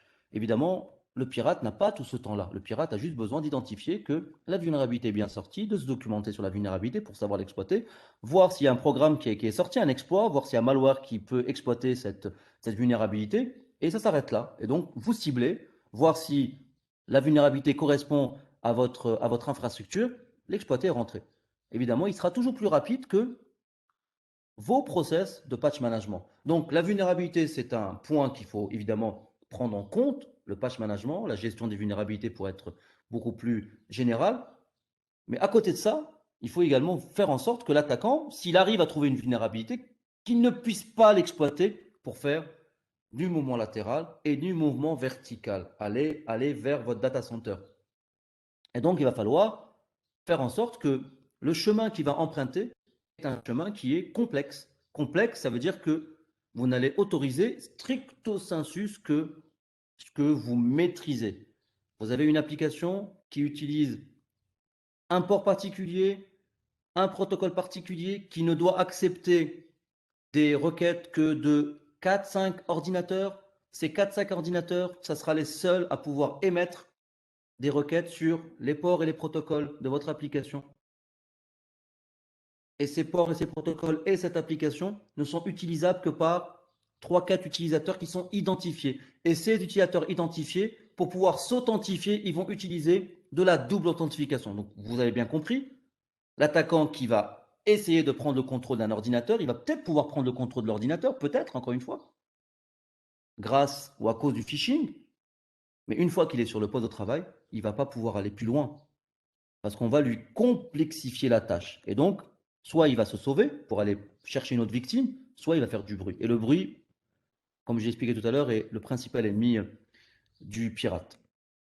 Deuxième solution, ça c'est une solution qui est magnifique et qui permet d'avoir une approche différente du management des privilèges sur les endpoints. En fait, l'idée c'est de supprimer les privilèges excessifs des utilisateurs finaux. L'utilisateur qui est sur son poste de travail, que ce soit le comptable, le commercial, l'informaticien ou le PDG, que je me connecte sur un ordinateur, sur un switch, sur un serveur, peu importe. L'idée c'est d'éliminer les privilèges excessifs tout en laissant l'utilisateur faire son métier. L'utilisateur, il est là pour faire son métier, lancer peut-être Word, lancer peut-être Outlook, lancer peut-être Mozilla, mais pas supprimer tel ou tel fichier système, pas forcément redémarrer telle ou telle application, pas forcément crypter des données. Donc je vais pouvoir supprimer les droits à privilèges pour tous les utilisateurs, augmenter des privilèges pour les processus, les applications. Donc, malgré que j'ai supprimé les droits excessifs, je vais pouvoir, grâce à cet applicatif, augmenter les privilèges pour des processus particuliers qui sont nécessaires à l'exécution d'une tâche par un utilisateur, juste à temps en fonction de déclencheurs contextuels. Une application qui a besoin de se connecter à une autre avec un privilège particulier, un utilisateur qui a besoin temporairement d'avoir un privilège pour pouvoir lancer une action. Tout ça, l'application va pouvoir intelligemment, sans restreindre ou sans ralentir l'utilisateur, va pouvoir l'exécuter. Appliquer le moins de privilèges entre les applications et prouver le contrôle avancé des applications. Et puis, activation de l'administration sans mot de passe. L'idée, c'est que je vais pouvoir, grâce à l'application, euh, ça, il faudra que vous le voyez en vrai pour bien le comprendre. C'est un concept qui est assez particulier, mais qui fonctionne parfaitement. Je vais pouvoir activer de l'administration, donc activer des comptes à privilèges, sans forcément avoir besoin d'un mot de passe. Tout simplement parce que c'est une machine qui parle à une machine. Ce n'est plus un être humain, un utilisateur qui parle à une autre machine. L'idée, c'est de pouvoir dire, par exemple, lorsque j'ai besoin d'avoir un compte à privilège sur telle ou telle application, c'est l'application de contrôle à privilège qui va injecter automatiquement le mot de passe. On a par exemple un client dans le secteur bancaire qui le fait déjà pour l'environnement monétique. En fait, à chaque fois que l'administrateur se connecte au serveur monétique pour faire un travail de maintenance sur le serveur monétique, il va utiliser un nouveau mot de passe automatiquement. Ce n'est pas l'utilisateur qui le détient, c'est l'application qui le détient. Et à chaque fois qu'il se déconnecte, le mot de passe est automatiquement modifié. Imaginez-vous la complexité pour le hacker, qui du coup, même s'il arrive à prendre le mot de passe de je ne sais où, le mot de passe a déjà changé. Et là, on est en train de se rapprocher du zéro trust.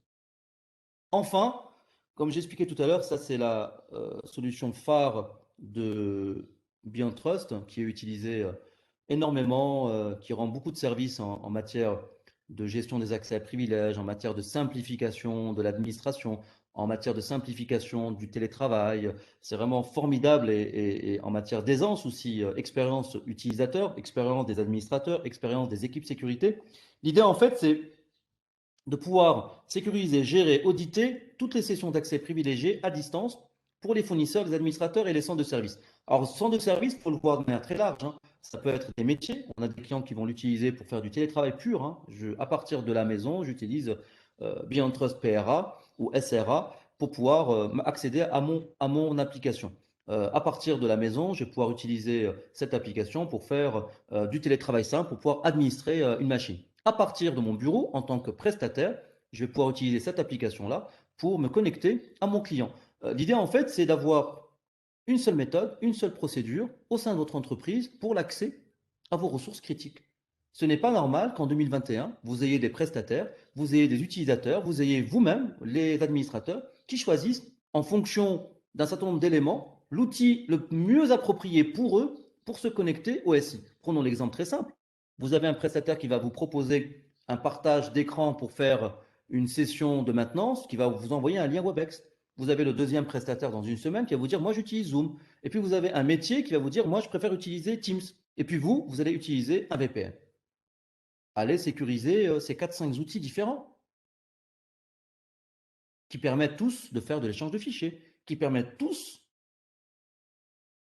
de faire un peu tout et n'importe quoi dans votre système d'information. Si on prend les trois premiers, ils permettent de faire du partage écran, ils permettent de faire du partage de fichiers, ils permettent de faire de la prise en main d'un écran, enfin à distance, souvent à l'insu de tous les moyens de sécurité que vous avez mis en place. Et donc, ce qui est recommandé, ce que je recommande, c'est que l'entreprise puisse reprendre sa souveraineté en matière d'accès à distance, que ce soit encore une fois l'accès à distance à partir de l'extérieur du réseau corporate, même si encore une fois l'extérieur du réseau corporate ne veut pas dire grand-chose aujourd'hui avec l'explosion de ce périmètre, mais également à partir du réseau de l'entreprise.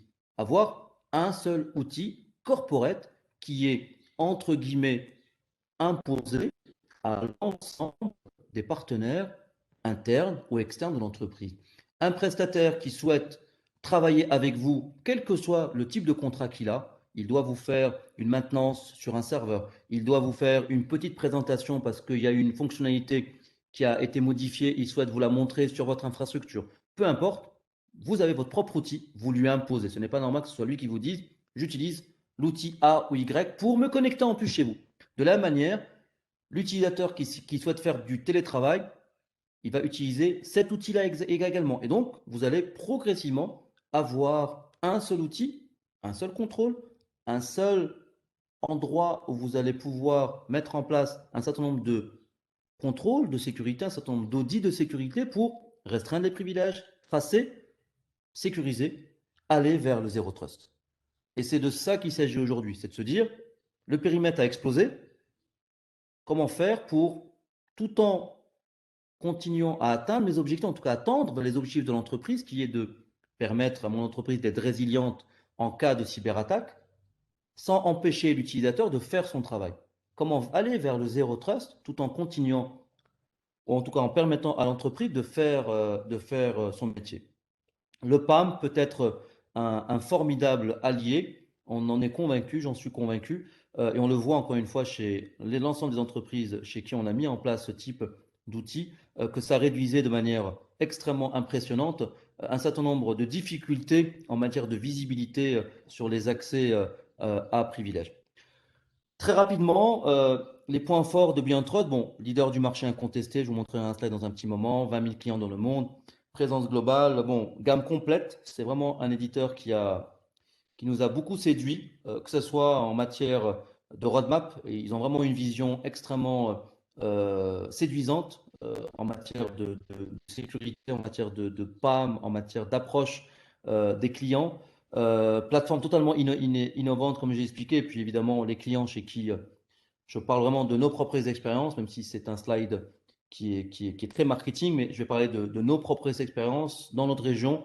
Les clients qui ont mis en place ce type de solution sont des clients qui sont très ravis. Et j'invite, j'ai vu quelques clients qui utilisaient BeyondTrust qui sont présents avec nous aujourd'hui. Je les invite, s'ils le souhaitent, à partager leur expérience dans le fil général. Comme j'expliquais, leader dans tous les classements. Donc voilà, BeyondTrust est tout en haut des classements. Celui qui est au-dessus, CyberArk, je vous invite à aller voir ce que fait CyberArk sur Google.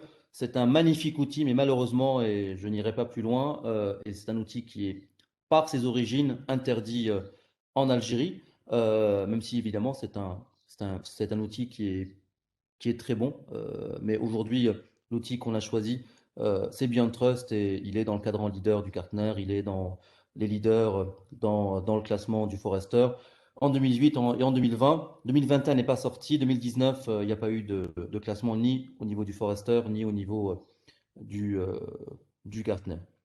Euh, 72% des entreprises, des 100 plus grosses entreprises mondiales utilisent BeyondTrust, ce qui en fait encore une fois une référence de choix pour la mise en place à la fois d'un PAM, mais également de l'approche Zero Trust. Je vous remercie énormément pour votre écoute. Je vais répondre aux différentes questions que je vois depuis tout à l'heure sur le fil. Beaucoup sont en message privé. N'hésitez pas à poser. On a à peu près une dizaine de minutes, 12 minutes exactement. Donc je pense qu'on peut répondre à beaucoup de questions. Donc n'hésitez pas à poser vos questions au fur et à mesure. Alors, je vais juste regarder les différentes questions.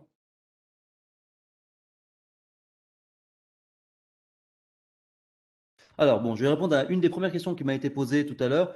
En combien de temps nous pouvons mettre une approche Zero Trust dans mon entreprise? En fait, bon, c'est évidemment une question très intéressante, mais commencez par un bout de papier, une feuille, pardon, un bout de papier et un crayon. Comme je vous l'ai dit, euh, plus votre système d'information va être important, va être complexe, euh, moins l'approche va être simple à mettre en place. Plus évidemment, à contrario, votre système d'information va être simplifié, plus l'approche Zero Trust va être simple et plus facile, plus évidente à mettre en place. L'idée, c'est vraiment de bien connaître votre système d'information. Il y a ce sentiment que nous rencontrons, que je rencontre beaucoup chez les entreprises avec lesquelles on travaille, ce sentiment de bien connaître son système d'information, mais lorsqu'on gratte un petit peu, on remarque que finalement, ils n'ont pas forcément la bonne connaissance de leur propre système d'information. Connaître son système d'information, c'est pas uniquement se dire j'ai X serveurs, j'ai X machines virtuelles, sur ces machines virtuelles, j'ai Windows, Linux, Unix, j'ai telle base de données, Oracle, sur cette base de données, j'ai telle application et j'ai X postes au travail. C'est bien de connaître ça, mais ça ne suffit pas pour aller vers le Zero Trust. Il faut connaître vraiment dans le moindre détail votre système d'information. Il faut savoir designer l'actualité de votre système d'information, votre infrastructure, comment elle est composée. Vos applicatifs, comment elles sont construites? Quels sont les mécanismes de développement qui ont été utilisés? Quels sont les protocoles qui sont utilisés pour qu'elles puissent communiquer avec d'autres applicatifs, avec les applicatifs clientes, avec vos utilisateurs? Quels sont les mécanismes d'authentification qui sont utilisés? Ça, il faut savoir le poser dans un document. Il faut savoir le mettre dans un classeur Excel déjà, dans un classeur Excel, de pouvoir mettre au niveau des ordonnées un certain nombre d'informations sur vos assets et au niveau des abscisses, d'avoir un ensemble de ces mécanismes. Et vous allez pouvoir dire, ben, mon application la plus basique, prenons le cas de la messagerie, c'est assez simple, messagerie, que ce soit une messagerie basée sur euh, un outil open source ou une messagerie propriétaire, peu importe. Un, c'est très documenté. Deux, elles sont assez basiques. Elles utilisent des ports de communication qui sont souvent des ports extrêmement standards, qui ne sont pas des ports un peu sauvages, hein, des ports standards. Et puis, voilà, on est censé pouvoir relever du courrier et envoyer du courrier. Au-delà des problématiques de collaboration qui peuvent ouvrir d'autres mécanismes et d'autres ports de communication. Mais déjà, prenons des choses très basiques. Une fois que vous avez pris les applications les plus simples pour vous entraîner à essayer de les décortiquer, comme j'expliquais, hein, avec comment elles sont installées, qu'est-ce qu'elles ont besoin pour fonctionner au niveau du serveur sur lequel elles sont installées. Est-ce qu'elles ont des interactions avec d'autres applicatifs? Est-ce qu'elles ont besoin d'un compte particulier pour pouvoir fonctionner? Est-ce qu'elles s'appuient sur un compte de service? Ce compte de service, est-ce qu'il a besoin, et c'est souvent le cas, d'un compte à privilège? Donc là, je suis en train de parler exclusivement du contenant, donc le serveur qui héberge votre application. Il faut bien connaître l'application. Et ensuite, je sors. Je sors et je me mets dans la peau d'un utilisateur derrière un poste de travail. Et donc, je vais voir comment cet utilisateur va devoir émettre des requêtes, comment ce poste de travail qui va être utilisé par l'utilisateur doit émettre des requêtes pour pouvoir faire fonctionner cette application. Et donc, je vais, encore une fois, avec un bout de papier et un crayon et mon tableau Excel pour pouvoir reproduire ça, progressivement remonter port, protocole, switch 1, switch 2, switch 3. Ah, là, j'ai un firewall. Qu'est-ce qui doit passer par le firewall pour que ma requête puisse passer, etc., jusqu'à l'applicatif.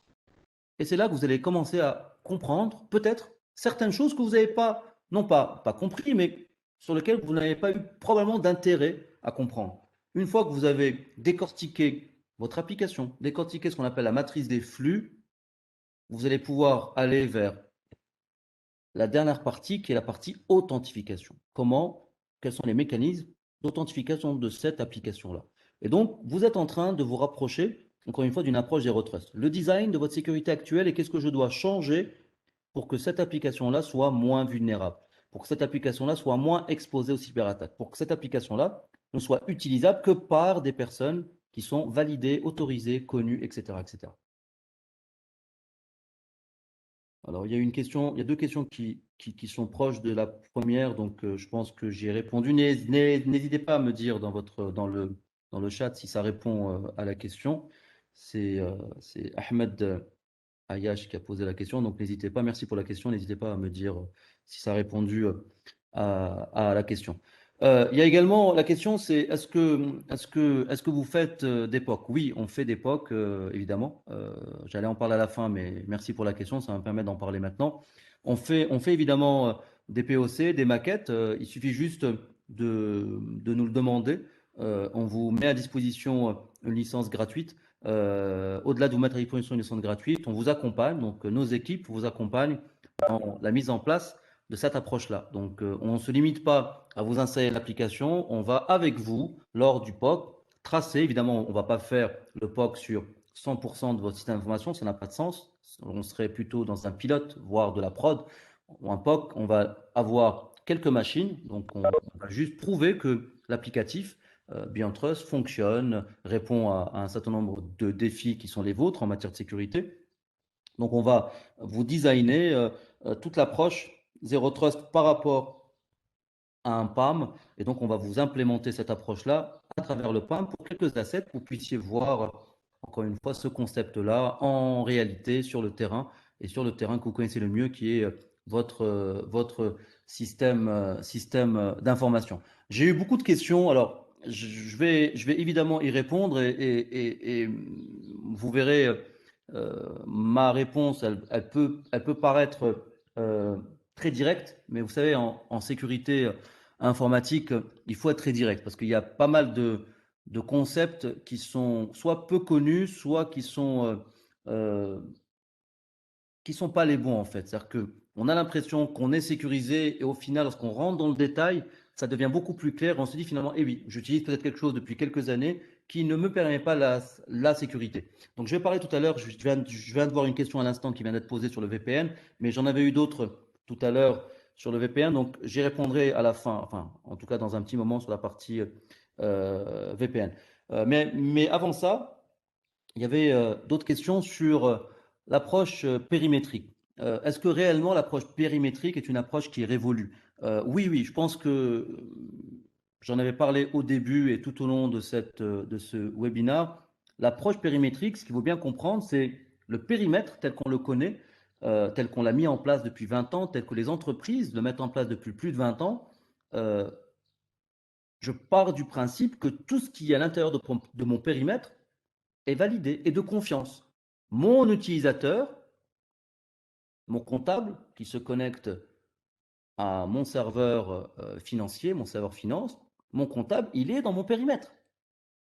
Donc à partir du moment où le comptable me fournit un ensemble de moyens d'identification qui sont validés, donc son ordinateur a une adresse IP, son ordinateur il est dans un domaine Active Directory que je maîtrise, l'utilisateur s'est authentifié avec un compte AD sans privilège, il a lancé son application a ouvert une fenêtre d'authentification, il a pu rentrer son compte et son mot de passe de l'application finance.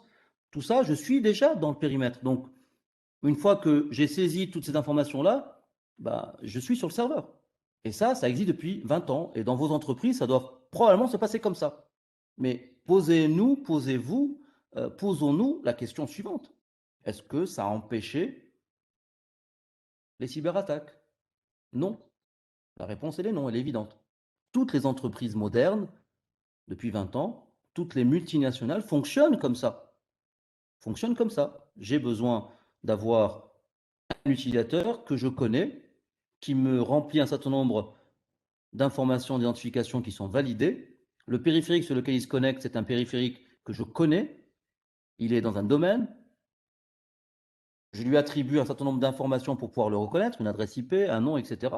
Mais une fois qu'il a tous ces éléments-là, c'est quelqu'un qui navigue dans mon réseau parce qu'il est dans mon périmètre. Et pourtant, les cyberattaques continuent. 60% d'augmentation en 2020, c'est impressionnant. 60%. Les entreprises ont dépensé plus de 60 milliards de dollars en 2020. C'est un record historique.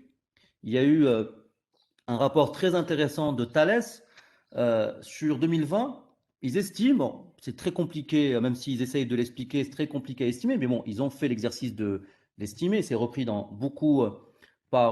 beaucoup d'experts, par beaucoup d'analystes. Ils estiment que les cyberattaques en 2020 ont coûté 5 000 milliards de dollars dans le monde.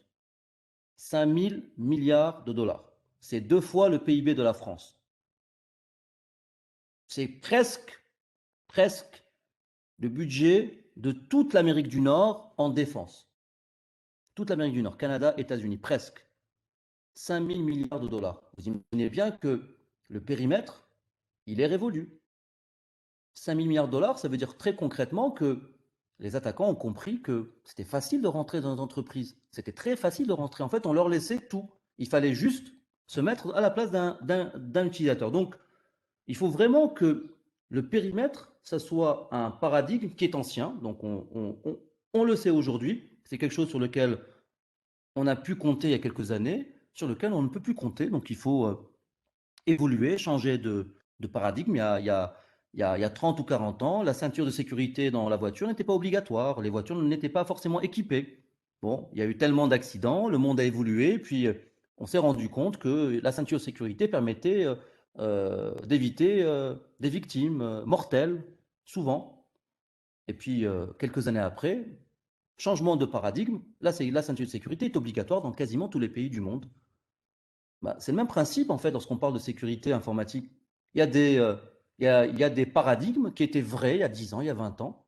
Les choses ont évolué, la technologie a évolué, les moyens de pénétrer les réseaux ont évolué. C'est lié à l'Internet, c'est lié à la démocratisation du numérique, le fameux terme de la digitalisation des entreprises, le télétravail, le Covid. Bref, il y a un certain nombre de facteurs qui ont fait que les 20 ans qu'on vient de passer ont évolué en matière de numérique. Mais la sécurité, très peu. En tout cas, la sécurité dans les entreprises, très peu. Parce on est resté sur un paradigme qui, en fait, n'est plus vrai depuis quelques années. C'est aussi simple que ça, et c'est aussi simple que de se poser cette question-là. le périmètre est révolu, tel qu'on le connaît, il faut changer de manière de voir la sécurité de mon entreprise. Allons vers le zéro trust. Alors, je vais répondre, j'avais promis de répondre à la partie, enfin, à une personne qui m'a posé la question en privé. Est-ce qu'on peut faire du télétravail sécurisé? Alors, c'est une question qui est délicate parce que je suis enregistré, donc, et vous allez avoir cette vidéo-là et elle sera sur notre chaîne YouTube. Donc, mais je vais y répondre très franchement.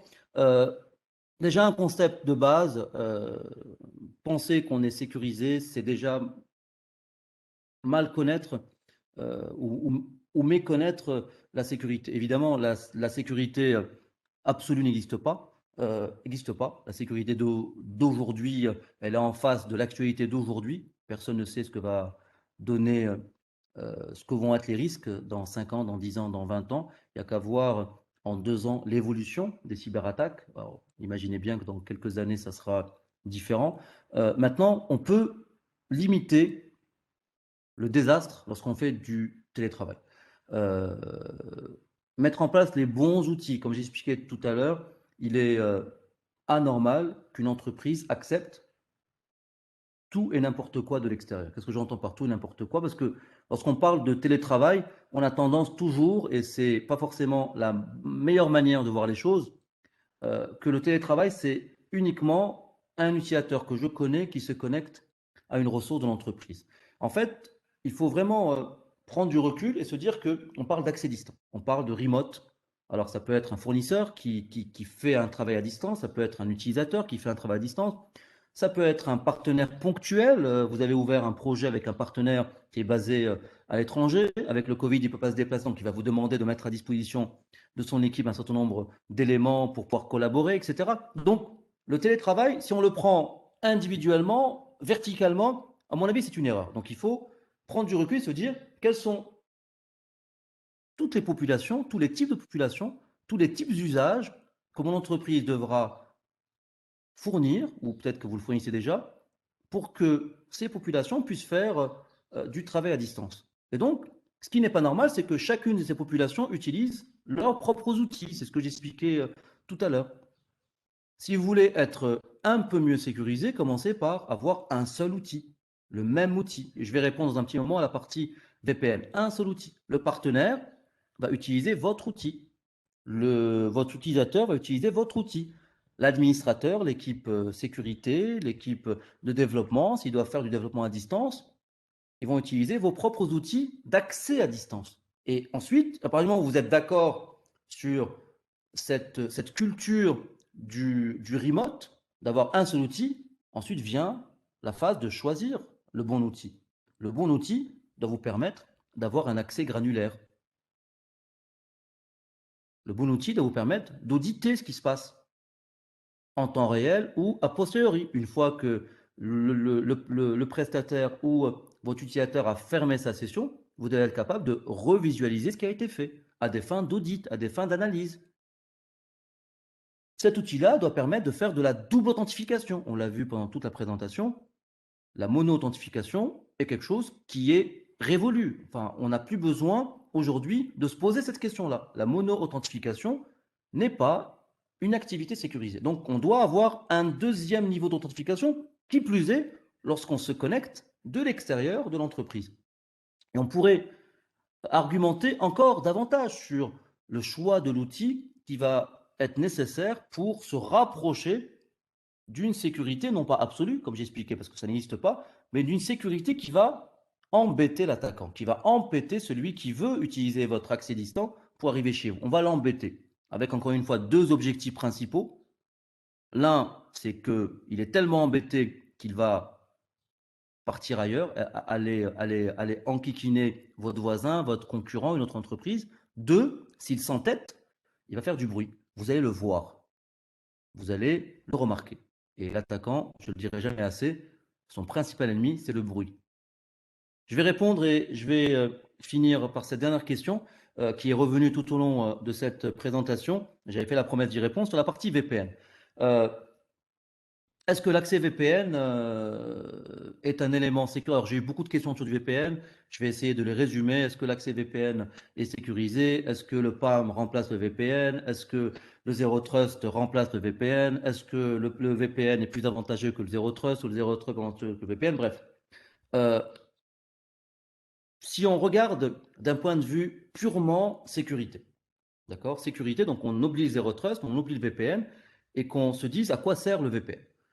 Le VPN va me permettre, c'est-à-dire que lorsque je regarde la création du VPN, il y a une vingtaine d'années, le VPN moderne, le VPN pour entreprise, lorsqu'il y a eu les premiers concentrateurs VPN dans l'entreprise, euh, l'objectif c'était de permettre un, un poste de travail qui est à l'extérieur de l'entreprise, qui n'est pas sur un réseau privé, donc qui est sur un réseau public, de pouvoir se connecter sur un réseau privé. Donc d'avoir un poste de travail qui a une adresse IP privée avec un réseau privé. Et ensuite, il y a eu évidemment cette couche de sécurité qui a été rajoutée, qui est de crypter toutes les informations qui vont transiter entre ce poste de travail et mon réseau privé, en l'occurrence mon réseau d'entreprise. Et donc c'est ça qu'on utilise depuis 20 ans et il y a eu très peu de changements. Il y a eu des changements sur les protocoles. Les protocoles ont été plus sécurisés avec l'arrivée de l'IPsec, etc. Les VPN SSL se sont également ils ont été rendus plus forts avec les différentes versions SSL. Ok, on a rendu plus robuste le chiffrement qui était utilisé dans les VPN, que ce soit les VPN clients, les VPN site à site ou les VPN SSL. Mais en fait, lorsqu'on se pose la question d'un point de vue purement sécurité, en fait, on comprend que le VPN, il va uniquement traiter la notion de confidentialité. On va uniquement éviter que les fameuses attaques MTM, donc les fameuses attaques qui vont permettre d'intercepter le trafic, éventuellement de le voir, éventuellement de le changer, mais le changement, la partie intégrité, n'est pas nécessairement traité correctement par le VPN, mais c'est essentiellement la partie confidentialité, ne puisse pas arriver. Donc si je casse le flux, mon équipement voit que le flux a été cassé, donc va couper la connexion. Il va falloir que je remette une couche de VPN, je relance mon VPN pour pouvoir me connecter. Mais au final, si mon poste de travail qui doit se connecter en VPN a été pris d'assaut par un attaquant, donc si mon ordinateur à la maison, il est sous contrôle d'un attaquant, mon attaquant va pouvoir lancer le VPN et va pouvoir lancer ses outils, lancer ses requêtes à travers le VPN. Tout ça va être chiffré et va pouvoir arriver sur le segment de réseau qui a été autorisé ou le serveur qui a été autorisé. Donc ma réponse, elle est très claire. Le VPN aujourd'hui est révolu. Le VPN tel qu'on le connaît, il est révolu. Il va falloir lui rajouter un certain nombre de couches. La double authentification, c'est le minimum, mais pas ce. Mais pas que. Il va falloir que je sache qu'est-ce qu'il y a dans le VPN. Dans le flux qui est crypté, qu'est-ce qui passe? Est-ce que j'ai exclusivement ce que je suis censé connaître? Mon utilisateur a lancé une application et il n'y a que cette application qui est en train de fonctionner? Ou est-ce que j'ai d'autres requêtes qui sont malveillantes, qui sont en train d'être lancées à travers le VPN? C'est là où Beyond Trust apporte une révolution, parce que Beyond Trust, lorsque vous les lisez, ils vous disent le VPN est mort, il faut penser à autre chose. On n'est pas loin de la vérité, en tout cas c'est ce qu'on pense chez Unidé, que le VPN il est mort et qu'il faut réfléchir différemment. Il faut réfléchir à évidemment crypter les communications lorsqu'elles sont à l'extérieur de l'entreprise. Il faut également les crypter lorsqu'on est à l'intérieur de l'entreprise. Comme j'expliquais tout à l'heure, l'accès distant tel qu'on le connaît aujourd'hui ne veut plus rien dire. Accéder à distance de la maison, accéder à distance à partir de son bureau sur un serveur qui est à 10 mètres, c'est de l'accès distant. Et donc il va falloir crypter la totalité des données qui transitent entre un poste de travail et le serveur ou la ressource cible. Et donc, c'est là où BeyondTrust va apporter une réponse intéressante pour se rapprocher un peu plus du Zero Trust. L'idée, en fait, c'est vraiment de donner les accès granulaires, alors que le VPN donne un accès global à un segment, à un serveur, vraiment un accès granulaire, de pouvoir auditer ce qui est à l'intérieur. Donc, je vais auditer, de pouvoir éventuellement blacklister un certain nombre de choses. J'ai accès à un serveur, mais je vais blacklister un certain nombre de commandes, un certain nombre d'actions sur le serveur. L'idée, c'est que même si tu as accès au serveur, même si tu as accès à l'application, je vais t'empêcher de faire des choses qui ne sont pas normalement faisables par ton profil, etc., etc., etc. On est arrivé à la fin de ce webinaire. Je tenais à vous remercier pour votre présence nombreuse. Je vous rappelle que ce webinaire est enregistré, que nous allons publier dès dimanche ce webinaire sur notre chaîne YouTube. Vous recevrez évidemment ces informations-là par mail, que ce soit le webinaire enregistré, mais également le rapport NIST que je vous ai promis. N'hésitez pas à nous solliciter si vous avez besoin d'aide, de conseils dans ce domaine-là. Je vous rappelle qu'une idée est une entreprise de cybersécurité, donc on peut vous accompagner sur un certain nombre d'aspects en matière de sécurité, en particulier sur la thématique de ce webinaire, sur la partie Zero Trust et sur la mise en place de l'approche PAM de Beyond Trust pour aller vers le chemin du Zero Trust. Merci infiniment et je vous dis à très bientôt. Bonne fin de semaine et bon week-end. Au revoir.